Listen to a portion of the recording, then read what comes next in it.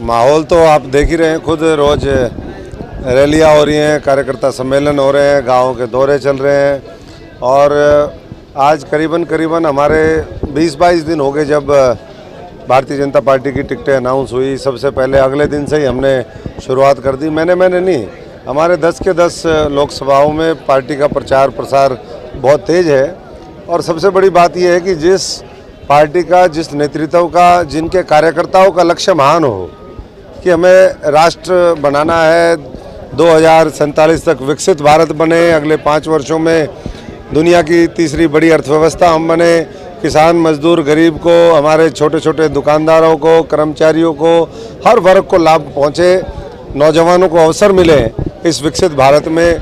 और वो तब संभव है जब नीचे से, गांव से, खेड़े से, हमारे गली गली से जो है लोगों की शक्ति का सदुपयोग होगा।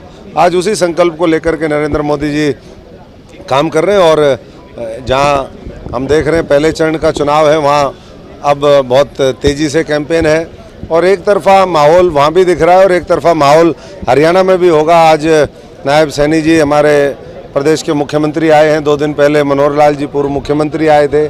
हमारी 10 तारीख की कालावाली के अंदर रैली है, 11 के अंदर फतेहाबाद की रैली है। तो रोज़ कुछ न कुछ कार्यक्रम है और गांव के अंदर भी और सघन जो हमारा जनसंपर्क अभियान है वो भी है।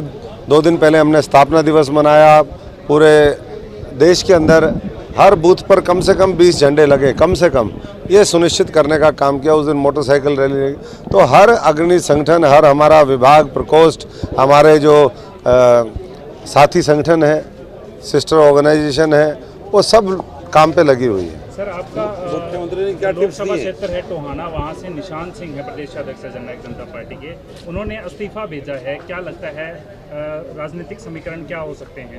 देखिए, जो देश के निर्माण की सोचते हैं, 140 करोड़ लोगों के बारे में सोचते हैं, वो कमल और मोदी जी के बारे में सोचते हैं। और जो मोदी जी गारंटी दे रहे हैं वो मैं समझता हूँ कि गारंटियों का ये असर है। और अभी तो मुझे तो कोई आधिकारिक जानकारी नहीं है, लेकिन मैं इतना यकीन से कह सकता हूँ इस संसदीय क्षेत्र में भी और इस संसदीय क्षेत्र के बाहर जो लोग देश के निर्माण के लिए अपना संकल्प लेकर के चल रहे हैं, उनके पास आज भारतीय जनता पार्टी के अलावा कोई और मुझे नहीं लगता कि दूसरा रास्ता है। तो सब आए, आकर के इस मुहिम के हिस्सा बने, हमसफ़र बने और हर वर्ग की आवाज़ को मजबूती से उठाने का काम। क्या आपको लगता है कि निशान सिंह बीजेपी में आ सकते हैं? मैंने कहा कि मुझे कोई इस तरह की जानकारी नहीं है, लेकिन कोई भी साथी जिसको पार्टी कार्यकर्ता, पार्टी का नेतृत्व ये महसूस करता है कि इनके आने से पार्टी को ताकत मिलेगी, लोगों की लड़ाई और बेहतर तरीके से हम मिलकर के लड़ सकेंगे, उन सबका स्वागत है। मुख्यमंत्री ने बैठक लिए, अलग अलग किस तरह के टिप्स दिए गए हैं?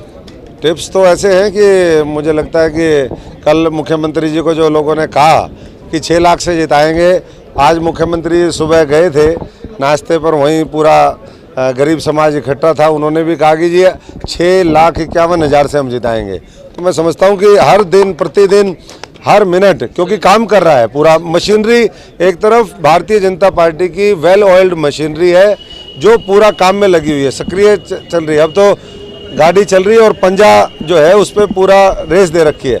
दूसरी तरफ जो दूसरे इंडी अलायंस है, घमंडिया गठबंधन है, उनके सारा इंजन ही खुला हुआ है, इंजन बांधने वाला कोई मिस्त्री नहीं, तो गाड़ी चलेगी नहीं, टायर टूर सब निकले हुए, हवा है नहीं कहीं।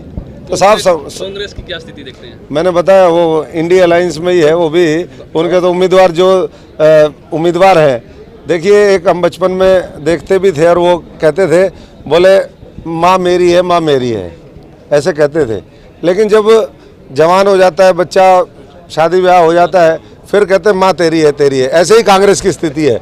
वो क्या कह रहे हैं कि भाई पहले कहते थे टिकट मेरी है, मेरी है, अब जिसको भी फीडबैक लेते हैं वो देखता है, अपना सर्वे करवाता है लोगों के बीच में बात, फिर वो कहता है कि टिकट तेरी है, तेरी है, तेरी है। तो कोई लड़ने के लिए तैयार नहीं, मैदान छोड़ करके भागे हुए लोग हैं। बड़ी रैली अभी विधानसभा स्तर की रैलियाँ हो रही हैं, आने वाले समय में लोकसभा स्तर की भी रैली होगी।